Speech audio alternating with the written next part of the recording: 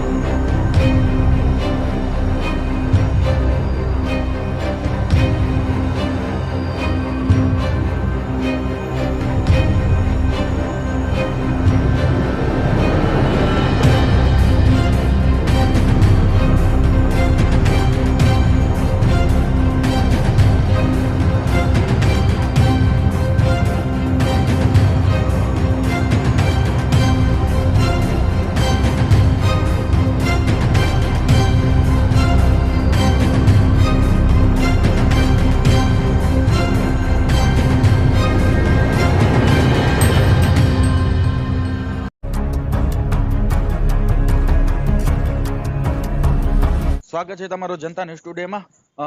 બાપુ, જે આજે તમારો જે મુદ્દો હતો જે છેલ્લા 2 દિવસથી ચાલી રહ્યો છે, શું વિગતવાર જણાવશો?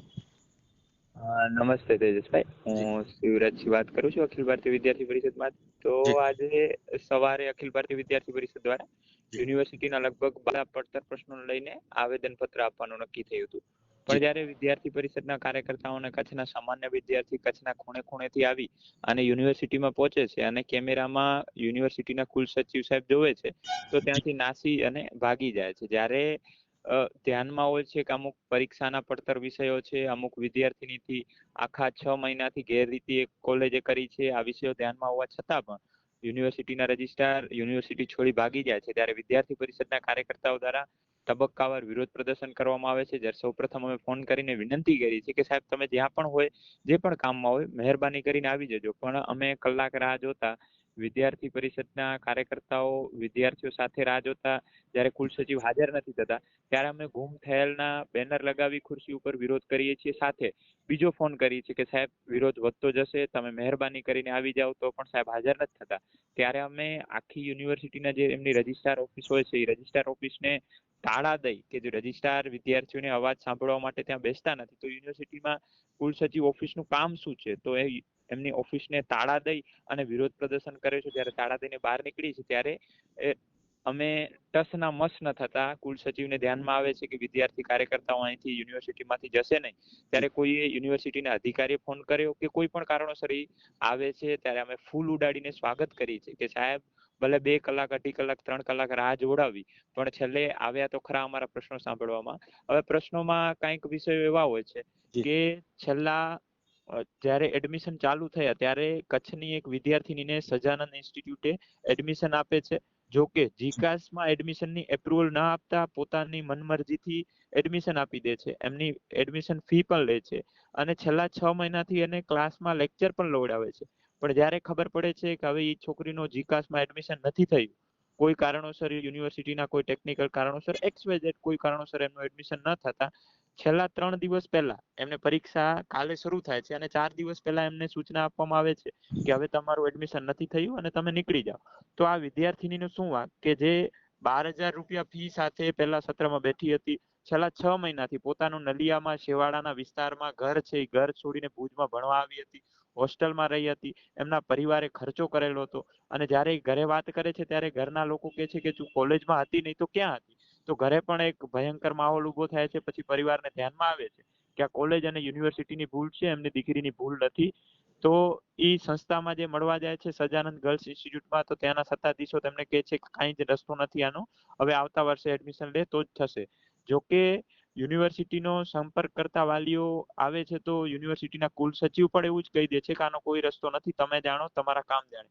ત્યારે અમે વિદ્યાર્થી પરિષદના કાર્યકર્તા ઉગ્ર રજૂઆત કરી છે કે આવી લુખ્ખી કોલેજો જે પોતાની મનમાનીથી એડમિશન લેતી હોય માત્ર ને માત્ર પૈસા માટે, એ કોલેજોની કચ્છમાં કોઈ જગ્યા નથી. એમની જે માન્યતા છે એ રદ કરવામાં આવે, કાં તો આ વિદ્યાર્થીનું ભવિષ્ય ન બગડે એના માટે કાર્યવાહી કરો. તો આ જે સંસ્થાઓ છે મેનેજમેન્ટ કોટામાં એ દીકરીનું એડમિશન આપે છે અને વિષય પૂરો થાય છે. સાથે લગભગ નાના મોટા 15 જેવા વિષયોને લઈને રજૂઆત કરીએ છીએ. તો એ વિષયોમાં દરેક વિષયો તલાટી કમ મંત્રીની જે પરીક્ષા ગુજરાત ગૌણ સેવા પસંદગી દ્વારા કરવામાં આવે છે, સેમ દિવસોમાં કચ્છ યુનિવર્સિટીની પણ પરીક્ષા છે. તો એ દિવસોમાં છૂટછાટ મળશે પ્રત્યેક વિદ્યાર્થીઓને. હવે તલાટીમાં એક્ઝામ આપવી હોય કે બાપુ કચ્છ તમે જ્યારે વારંવાર બાપુ તમે જ્યારે વારંવાર રજૂઆત કરતા હો છો ત્યારે પ્રિન્સિપલ ગુમ થઈ જતા હોય છે. જે પોલીસ છે આ બાબતે પોલીસનો શું રોલ હોય છે? કેમ કે અમે વિડીયોમાં જોયો તો પોલીસ જે પોતાની ભૂમિકા બજાવી રહી છે, પોલીસને કોને બોલાયો હતો અને પ્રિન્સિપાલ સાહેબ કેમ ભાગી ગયા અને કોને જાણ કરી હતી? કોઈને પણ જાણ કર્યા વિના એ કુલસચિવ વિદ્યાર્થીઓના પ્રશ્ન સાંભળવા સક્ષમ નથી હોતા. પોતાના ગુનો છુપાવવા માટે, પોતાની જે બેદરકારી છે એ છુપાવવા માટે દર વખતે ભાગી જતા હોય છે. અને વિષયમાં એવું આવે છે કે જ્યારે પણ વિદ્યાર્થી પરિષદના કાર્યકર્તા ઉગ્ર રજૂઆત કરે છે ત્યારે યુનિવર્સિટીના સત્તાધીશો દ્વારા જ પોલીસને બોલાવવામાં આવે છે.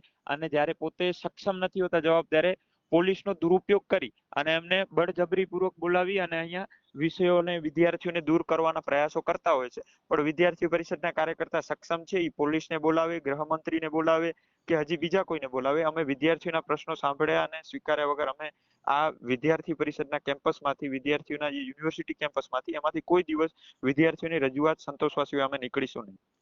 તમારી હવે ઉગ્ર ને ઉગ્ર હવે કેવી રજૂઆત હશે જો તમારો આ જે પ્રશ્ન સાંભળવામાં નહીં આવે ને ઉચ્ચ કક્ષાએ જે રજૂઆત છે તમારી પહોંચાડવામાં નહીં આવે? લાસ્ટ પ્રશ્ન. જે અમારા અત્યાર સુધીના વિષયો હતા એમાં ઓલમોસ્ટ માંગો સ્વીકારી છે યુનિવર્સિટી પ્રશાસને. અમુક વિષયો હતા કે લાકડિયાના એક કોલેજના 117 વિદ્યાર્થીઓમાંથી 70 વિદ્યાર્થીઓને ફેલ કરવામાં આવ્યા હતા, એનું રીઅસેસમેન્ટ કરશું 3 દિવસમાં અને પછી રિઝલ્ટ જાહેર કરશું. એમાં જો પણ ક્યાં કાચું કપાશે તો અમે પુનઃ આનાથી પણ મોટો વિરોધ પ્રદર્શન કરશું. અને હવે વિરોધ પ્રદર્શન ખાલી એક ચેમ્બર પૂરતો નહીં, આખી યુનિવર્સિટી પૂરતો હશે. અને યુનિવર્સિટીને તાળા મારવા પણ સક્ષમ છીએ. જો વિદ્યાર્થી હિતની વાત હશે તો અમે રોડ ઉપર આવીને યુનિવર્સિટીને પણ બંધ કરીશું.